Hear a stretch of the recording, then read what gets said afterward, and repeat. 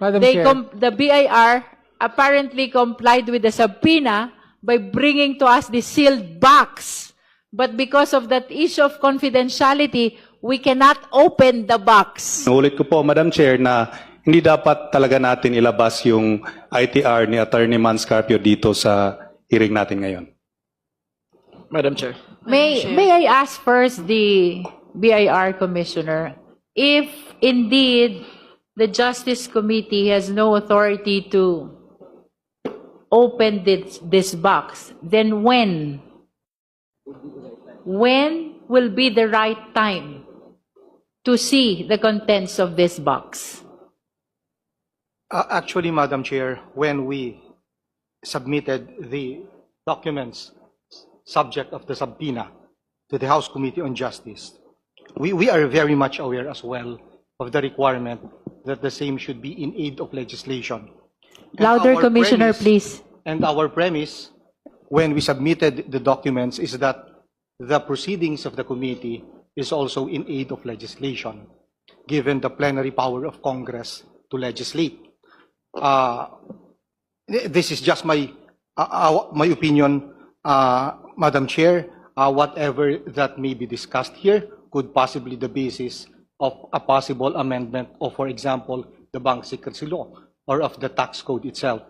And so again, Madam Chair, yes, we are aware that when we submit the documents, it must be in aid of legislation. Our premise when we submitted the documents is that this proceeding is also in aid of legislation. Now, applying what the law expressly says, it can only be examined if the two requisites concur in aid of legislation and in an executive session. Thank you, Madam Chair. But this is not an inquiry in aid of legislation. As clearly pointed out by the members, this is entirely different proceeding. This is an impeachment proceeding. If that is the case, Madam Chair. then Section 20A will not apply. What is Section 20? The submission of pertinent information by the Commissioner to Congress. That is an 20 exception. That is an exception, Madam Chair. Madam Chair. The Honorable Madam Chair. Terry Ridon. Madam Chair, I'd like to state that Section 20, which is being stated, no? Can you state it for the record, Honorable Commissioner, please? The provision again. Can you state it again for the record, please? That is Section 20 NIRC. Yes, Section 20 Yes, Madam NIRC. Can we flash it? Submission to Congress. Secretariat. Section 20 NIRC.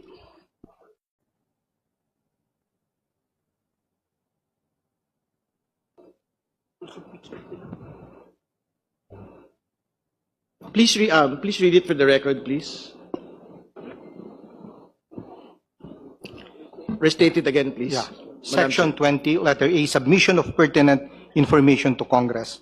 The provision of Section 270 of this code, to the contrary notwithstanding, the Commissioner shall, upon request of Congress and in aid of legislation, furnish its appropriate committee pertinent information, including but not limited to industry audits, collection performance data, status reports in criminal actions initiated against persons, and taxpayers' returns, provided, however, that any return or return information which can be associated with or otherwise identify, directly or indirectly, a particular taxpayer shall be furnished the appropriate committee of Congress only when sitting in executive session, unless such taxpayer otherwise consents in writing to such disclosure.